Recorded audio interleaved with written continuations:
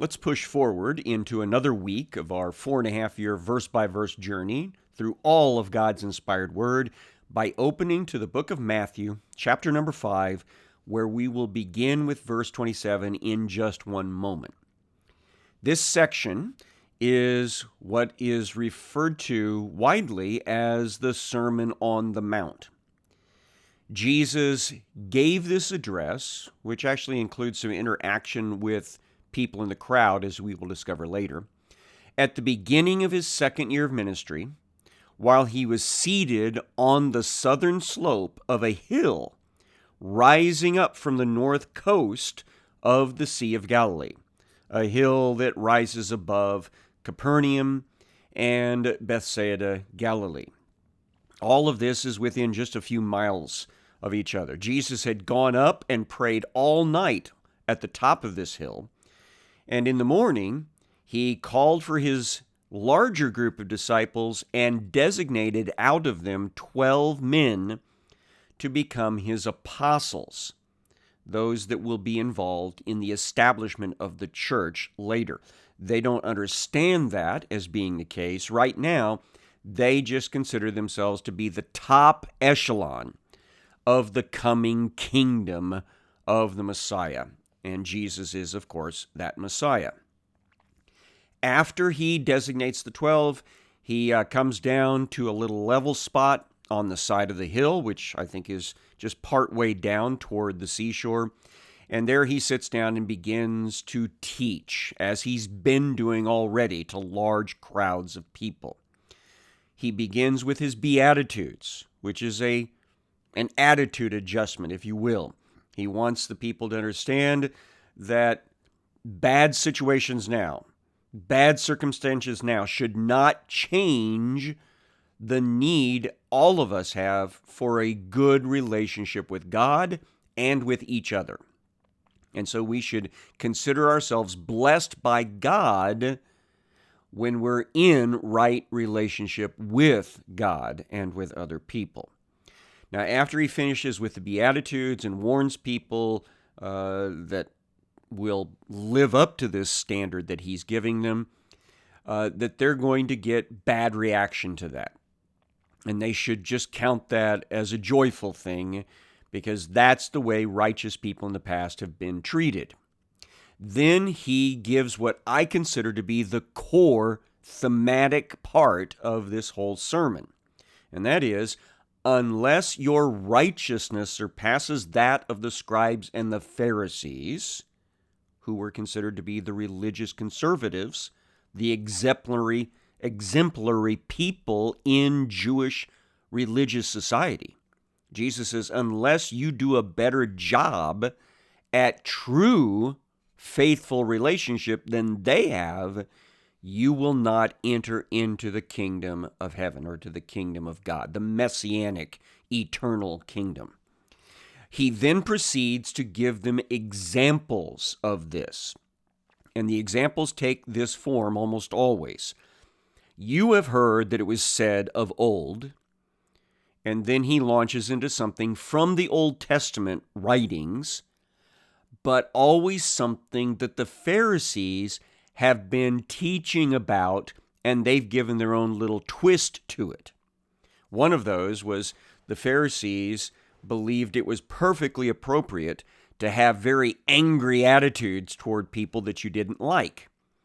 But Jesus' response was, no, if you are so angry you call people nasty names and wish bad things for them, that's the same as killing them, because you're committing basically character assassination, and that's not appropriate. God's point in telling people do no murder was to show respect for people like you, like me, who have been made in the image and likeness of God. So respect across the board is what's expected from believers. Verse 27 of Matthew 5, Jesus gets into the next topic that he wants to use as an illustration. You have heard that it was said, you shall not commit adultery. Now that comes straight out of the Ten Commandments, one of the first things God gave to the Israelis as they were coming out of Egypt. And it's very simple on its face. That is, when you marry someone, you're in it for the long haul. You don't cheat on them. You don't have relationships with other people that would intrude on that relationship. Unfortunately, in this first century time period, the Pharisees, for their own selfish purposes, I think, had liberalized the religious attitude toward divorce and therefore basically allowed for serial adultery by legal means. And this is what I mean by that. There were two schools of thought amongst the Pharisees. The minority position was that when God gave directions regarding divorce, this is from Deuteronomy 24. Let me read it to you from our English Standard Version we've been using. When a man takes a wife and marries her, if then she finds no favor in his eyes because he's found some indecency in her, and he writes her a certificate of divorce and puts it in her hand and sends her from his house, and she departs from her house or his house, and then it goes on to the next topic that's related to this issue. But the Pharisees, over the couple of centuries they've been in existence, have looked at this, and they saw the word found some indecency in her as anything goes. The common silly application is, if she burns your breakfast, you can divorce her because you found some indecency in her. And so that's the minority viewpoint was, no, that is too liberal an interpretation. It's talking about something seriously wrong with the spouse. That's the reason for divorce. But the majority of viewpoint, and the viewpoint that the Pharisees, the apostles would have been quite familiar with, and even, dare I say it, comfortable with, was a very liberal take, that all wives could be divorced for any reason whatsoever. And so Jesus addresses that as he deals with the topic of adultery. So he says, you've heard it said, you shall not commit adultery. But I'm going to tell you that everyone who looks at a woman with lustful intent has already committed adultery with her in his heart. So Jesus says the problem is lustful thinking. It's wanting more relationships, sexual relationships open to you than what you're supposed to be having. It's supposed to be one man, one woman together for a lifetime. And originally that lifetime was for eternity. You know, Adam and Eve were married for eternity. But then sin came into the world and screwed things up.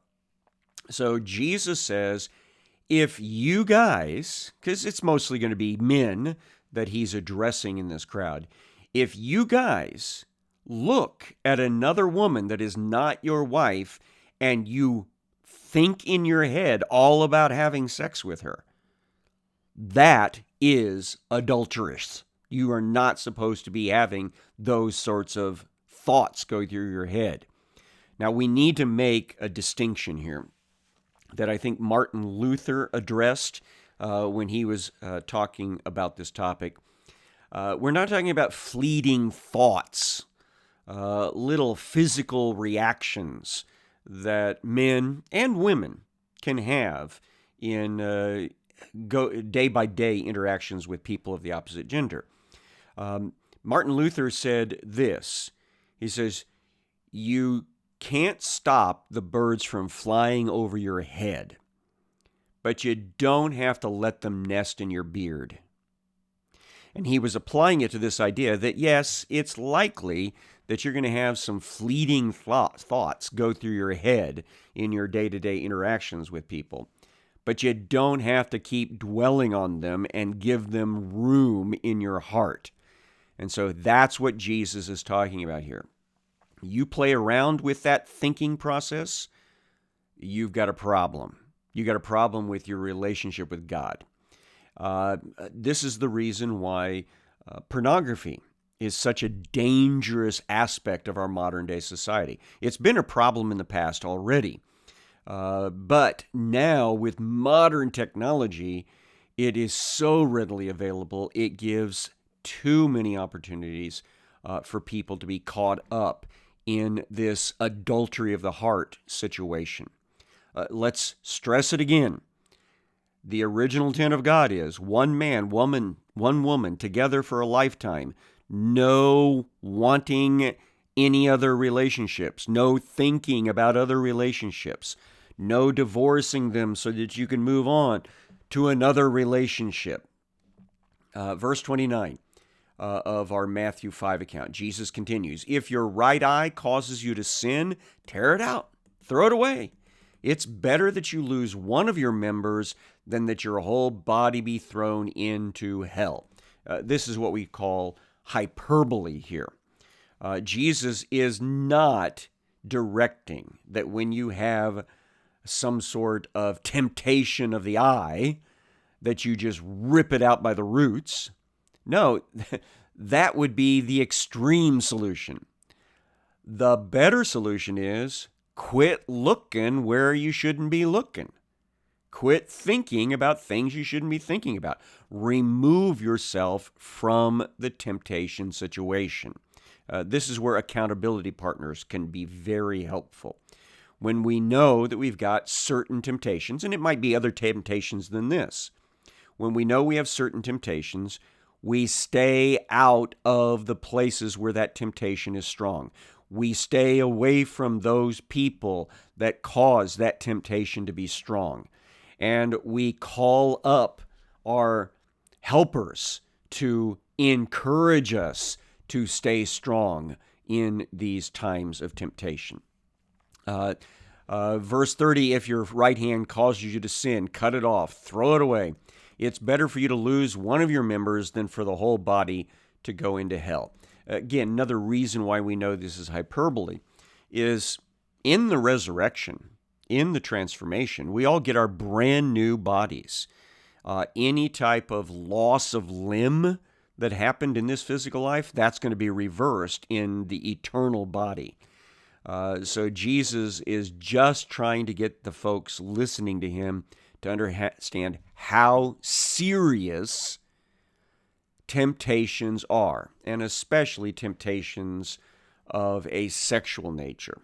Paul writes about the fact other temptations take place outside the body, but sexual immorality is one that's like right there in the core of us.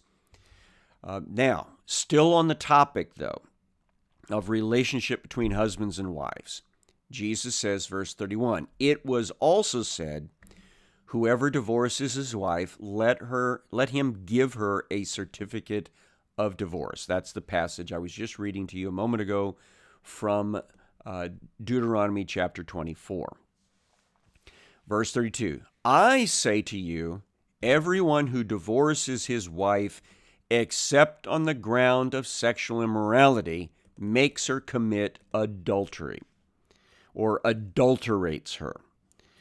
So Jesus takes the hardline approach to this, that in Deuteronomy 24, where it says indecency there, it has something to do with sexual immorality. And divorce was what happened other than being caught in the act of adultery. Maybe we need to clarify that. By Old Testament law, when someone was actually physically caught cheating on their spouse, they were executed. So there was no divorce. There was an execution. So what Jesus is referring to is apparently not catching them in the act of adultery, but somehow evidence pops up that there was some sort of affair that was going on. And so in that instance, God permitted a divorce decree to be issued by the offended partner. And Jesus says that does have relevance. It is permitted. Now, when we get into the New Testament, Paul also tackles this issue, and he talks about even allowing divorce in the case where the other partner doesn't want to stick around. You can't force someone to stay in the marriage with you. And so Paul allowed for that condition as well. I would also say we would need to talk very seriously about marriages where people are being abused.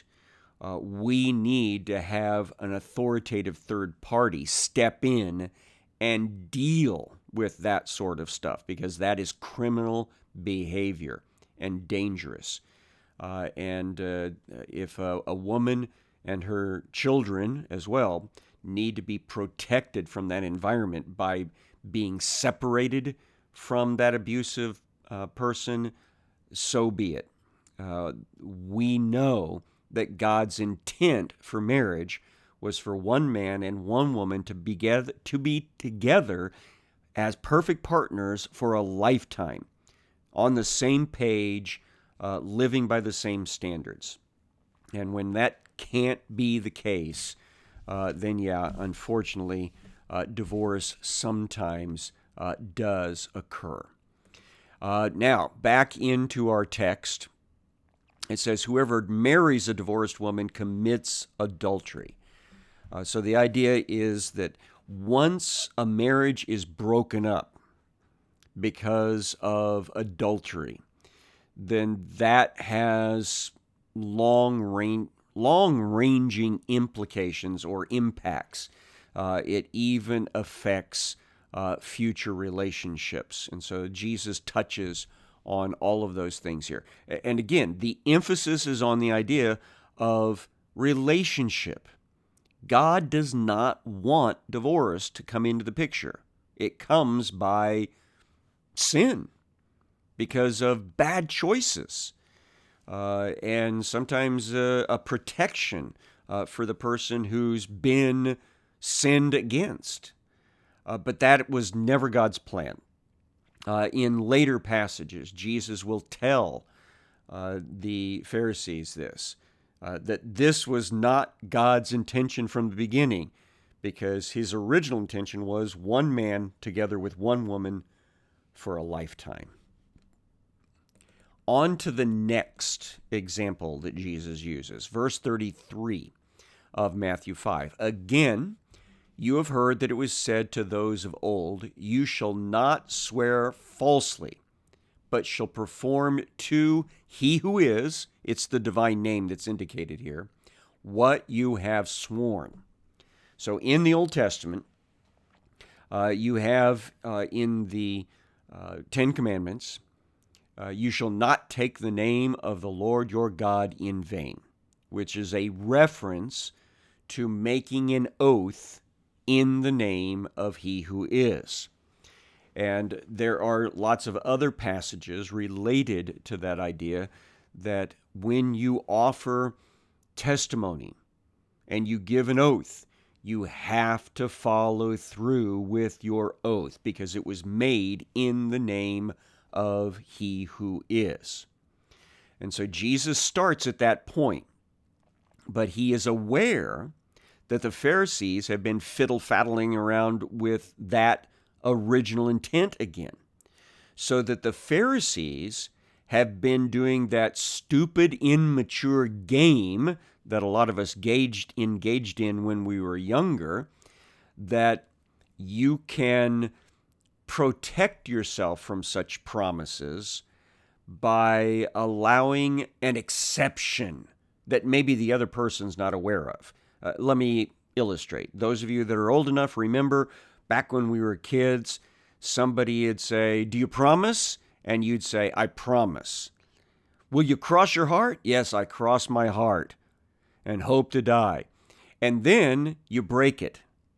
But then you excuse yourself by saying, "But I had my fingers crossed." So the moment you crossed your fingers, everything that you said was negated. And then people would start checking your fingers. And then you later say, "But I had my toes crossed." And then they'd even check your toes. I had my shoelaces crossed. You see, the problem here was not the oath. It was the fact that you never had an intention of keeping the oath because you already made for yourself exceptions. And so Jesus is aware that the Pharisees are engaging into that very moronic sort of wordplay. And he says, verse 34, "But I say to you, do not take an oath at all, either by heaven, for that's the throne of God, or by the earth, for it is his footstool, or by Jerusalem, for it is the city of the great king." And so he gives examples of where certain oaths were formulated that mentioned God's throne. I swear to you by the throne of God, or I swear to you by the earth, or I swear to you by the holy city of Jerusalem. I swear to you by David's city. Things like that, that what I'm telling you is true. And Jesus says, don't do that. Don't engage in this wordplay. Verse 36, "Do not take an oath by your head, for you cannot make one hair white or black." And we're not talking about dyeing. He's talking about actually, physically, just by thinking about it, changing one of your hairs from one color to another. We can't do that. We don't have that control. So why swear by the hairs of your head? Which apparently they did. Verse 37, "Let what you say be simply yes or no. Anything more than this comes from evil, or from the evil one, or from evil intent, perhaps." You get the understanding here. This is where the book of James picks up on the same thing. James, being the half-brother of Jesus, says pretty much the same thing, that you need to let your yes mean yes all the time, and let your no mean no all the time. Everyone should be able to trust your word.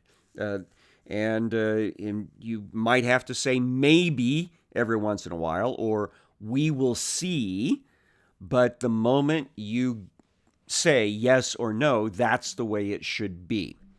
And this is the reason why in early American history, you had some Christian groups, Quakers prominent among them, that would not take oaths.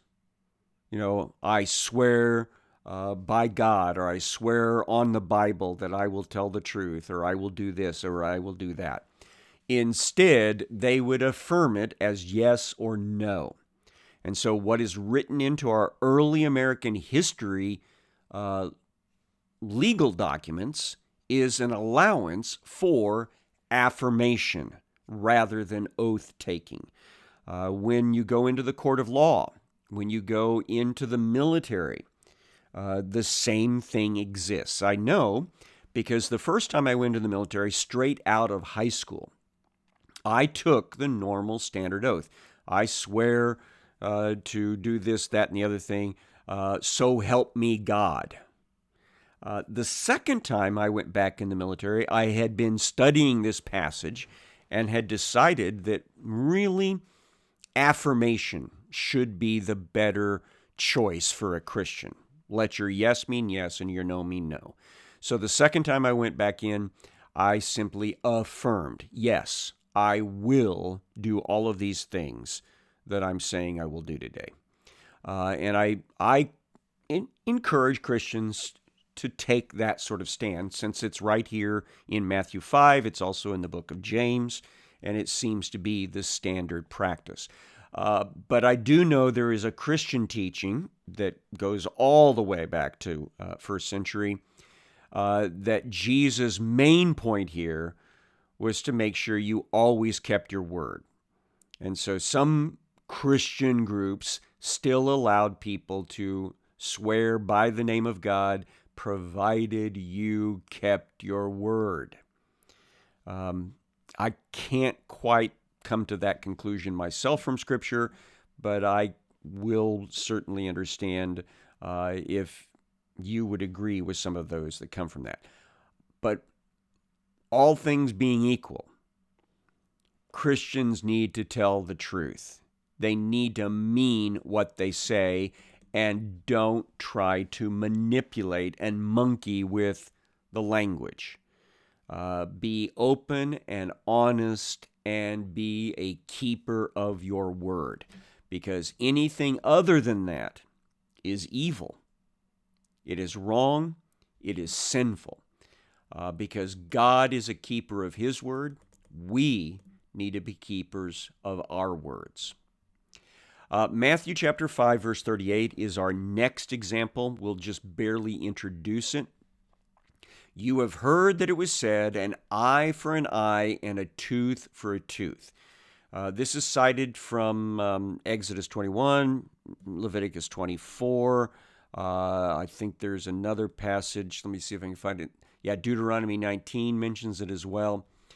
This is called the lex talionis, and it is misunderstood what Jesus is about to engage here way too often. The lex talionis was a guide given to judges that if somebody broke your arm, then the judge could, in fact, order that your arm be broken as well, or excuse me, that the perpetrator's arm be broken as well. This was not a matter of personal retaliation. You couldn't just simply break somebody else's arm because they broke yours. The court actually is the one that invoked this rule. So Jesus, though, is dealing with Pharisees who use this as an excuse for retaliation. And Jesus will teach us very clearly there's never an excuse for personal retaliation.